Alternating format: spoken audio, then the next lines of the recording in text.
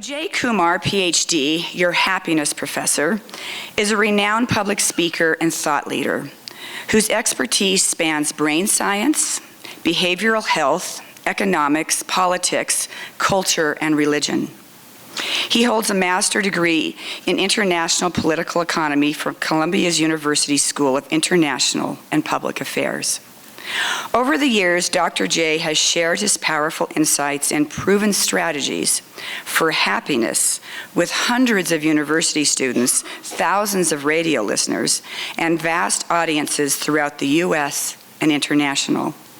He is also the author of Brain, Body, and Being, and is frequently featured in media stories revealing how to overcome life's challenges and how to tap into the inner power and innate potential for your happy brain. In my testimonial in his latest book, I state that perhaps one of the most important questions he poses is, what is happiness to you?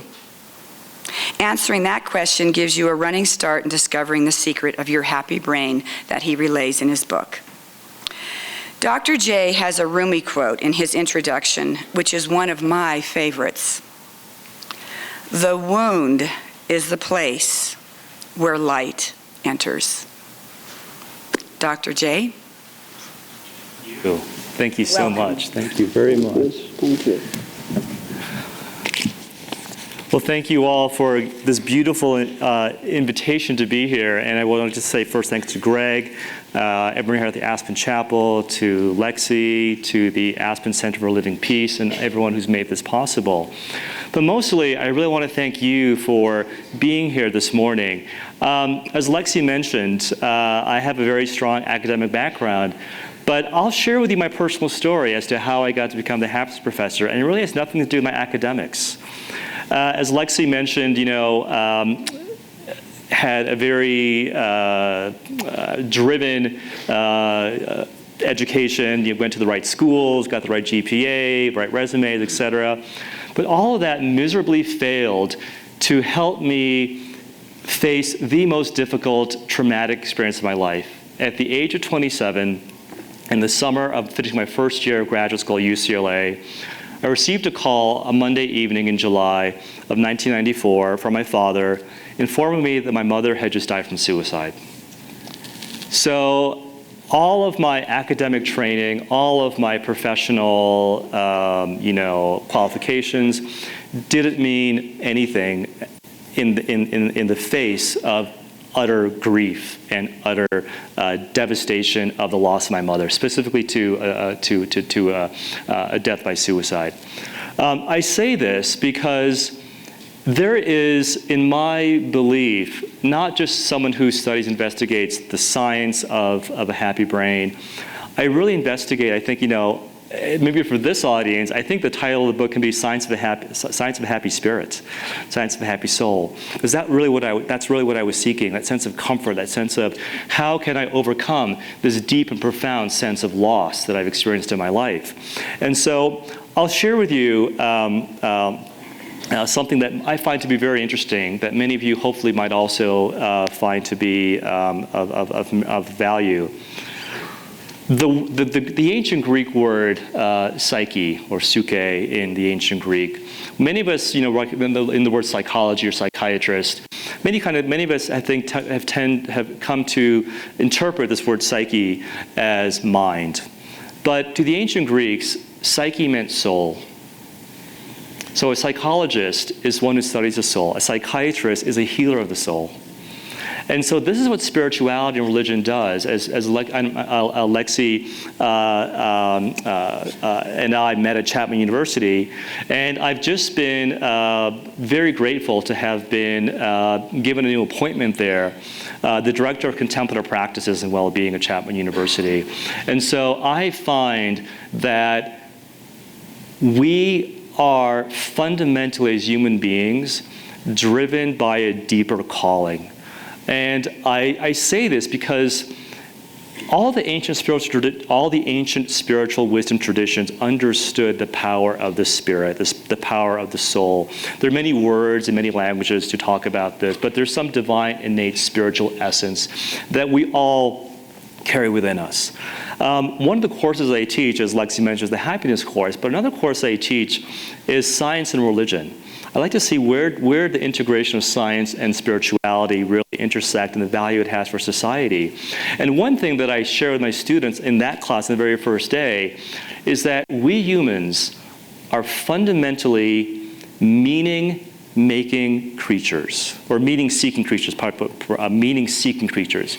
We seek meaning in our lives, even in the face of tragedy and obstacles and grief. This is where we, as human beings, I think excel at more so than any other creatures.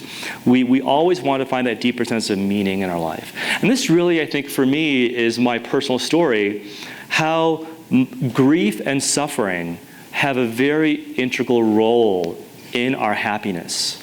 I think our society, especially in our hedonistic, pleasure-seeking society, we tend to have a great amount of fear or resistance, probably is a better word, against pain. Whether it's physical pain, the first thing we want to do is maybe just medicate it and ignore and try to bypass it. I think the same is also true for our spiritual pain or existential pain. I think we, as a society, have forgotten the value that spiritual or existential pain can actually give to us. Raise your hand here if any of you have ever broken a bone in your body. Okay. Raise your hand if any of you have ever had the flu. Yeah, winter Colorado, pretty all of us do. Well, there's a really I study science. I study the brain. I study our brain, body, and being. And as you might know, if you have a flu, your body will create a resistance to that virus in the future. We've also studied biologically, if you break a bone, when that bone mends, it becomes stronger. The same analogy can be used for our spiritual, emotional, psychological, existential struggles. I cannot be standing here in front of you all here today without the grief and the utter suffering that I experienced 25 years ago, my mother's suicide. It was, we talk about in many traditions the word calling. I never knew this would be my calling, to speak around the world talking about how we can experience a sense of deeper happiness, a deeper sense of meaning. And in many ways, as Lexie mentioned, when we met at Chapman last year, she said, you have to come and speak at the Aspen Chapel. I said, I'd love to come speak here and be part of the Aspen's, the Center for Living Peace. And then it kind of morphed into this larger, wonderful week-long series of speaking engagements at the high school, at YPO, at Explorer Booksellers. But this, for me, in many ways, is the most significant and meaningful of my talks, because I'm not really talking about the brain science as much as I am here, but really about my own experience and how I came to embrace my own suffering and ultimately my own happiness. I think there's I know on the paper at the handout today, I think it's that the Thomas Jefferson quote from the Constitution of the United States: all men are endowed with the equal ability for life, liberty, and the pursuit of happiness. I'll share with you something. It's in the book as well. It's in I think chapter 1 of the book. Thomas Jefferson, when he wrote, or the founding fathers and founding mothers, when they were developing American democracy and they were trying to, this was an experiment, American democracy in the late 1700s. And one thing that Thomas Jefferson, he wrote and rewrote the Declaration of Independence several times. And in the earlier versions of the Declaration of Independence, Thomas Jefferson left out the word pursuit. It was just life, liberty, and happiness. But then Thomas Jefferson ultimately decided he needed to put in the word pursuit of life, liberty, and the pursuit of happiness. So I say this because happiness is not a promise. Happiness is a practice. We have to practice it. And this is where spirituality and religion offer a profound vehicle for making that possible. I can talk all day long, which I do in lecture, about the brain science, but as I reveal in the book, I'm trying to expose a more holistic understanding of both pain and suffering and trauma and what happiness is. And this new model that I reveal in the book is looking at trauma and pain, but also healing in a biological, psychological, social, and spiritual lens. I think it's that the last part, the spiritual, which I think is the emphasis and focus for today. So I'll share with you, I think, a nice analogy since we're here in Colorado amidst the mountains. And this is something I actually read someplace else. But this is adapted from something else. I'm not taking credit for this as being my own. Society, and this relates to my story as well. Society told me when I was growing up that happiness was externally based. So get a high GPA. I did all that in high school. President of the National Honor Society, most likely to succeed. Blah blah blah blah blah. Went to the top 20 university. Got into a master's, at Ivy League school, et cetera, et cetera. But this is something I think that all of us need to really understand, is that society tells us that success and happiness come from external goals. So the analogy I use is, it's like trying to climb to the top of the mountain. Being here in Colorado, I think it's a wonderful metaphor to use to say that. Society says, get to the pinnacle of the mountain and you'll be happy. But many of us who achieve and get to the summit of this mountain don't achieve happiness. We don't experience it because there's something deeper. And for those of us, I think many of you in this room, I think would qualify for that, myself included. We get to the top of the first mountain that society says, when you get to the summit of this mountain, you will be happy. But many of us peer off into the distance and see there's a second mountain, which is even taller and more magnificent and more beautiful than the first mountain.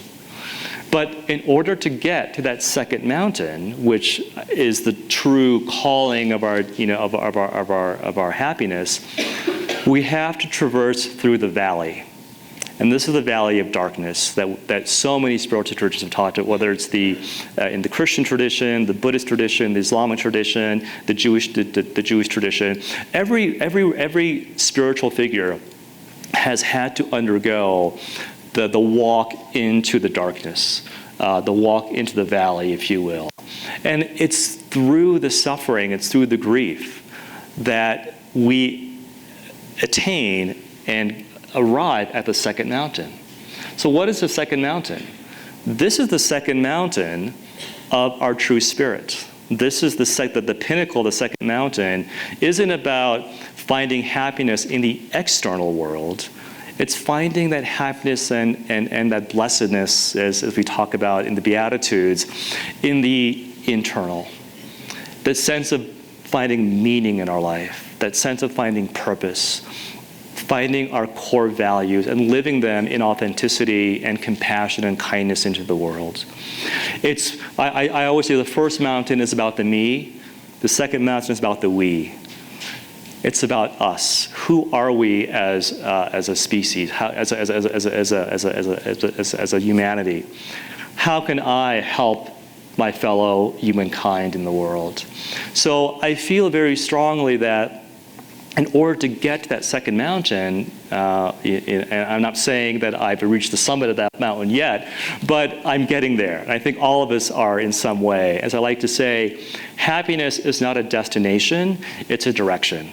So most of us find that sense of calling, that sense of feeling driven to something beyond just our individual life, a calling perhaps that is in service to others, which all the religious spiritual traditions have talked about.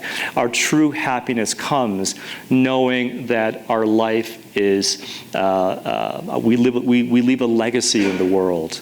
And that legacy can be our children, it can be writing a book, it can be doing something simple as expressing more kindness into the world. But ultimately, I find that happiness for me isn't so much about the